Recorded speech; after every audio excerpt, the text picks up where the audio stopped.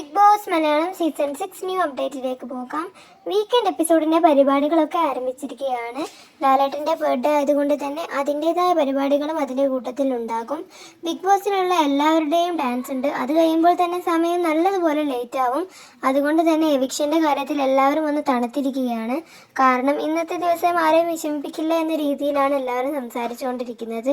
കുറേ ദിവസമായി ഹോട്ട്സ്റ്റാറിൽ വോട്ടിംഗ് നടന്നുകൊണ്ടിരിക്കുന്നു. ഏറ്റവും കുറവ് വോട്ട് റസ്മിനും അപ്സരയ്ക്കും ഋഷിക്കുമായിരുന്നു. എന്നാൽ അതിലും കുറവ് റസ്മിനാണ്. അതുകൊണ്ട് തന്നെ ഈ ആഴ്ച എവിക്റ്റ് ആവുന്നത് റസ്മിൻ ബായിയാണ്. ഒരുപക്ഷെ ഡബിൾ എവിക്ഷൻ നടന്നിരുന്നുവെങ്കിൽ അപ്സരയും പുറത്താകുമായിരുന്നു. എന്തായാലും ഇതുവരെ കിട്ടിയ ന്യൂസിൽ ഇത്തവണ ഡബിൾ എവിക്ഷൻ ഇല്ല എന്നാണ് അറിയാൻ കഴിഞ്ഞത്. ഈ വരുന്ന ശനിയാഴ്ച ഒരു എവിക്ഷനും കൂടെ ഉണ്ടാവും. ഈ 3 ദിവസം മാത്രമേ അടുത്ത ആഴ്ചയിലെ എവിക്ഷനുക്ക് വേണ്ടിയിട്ട് വോട്ട് ചെയ്യാൻ സമയമുള്ളൂ.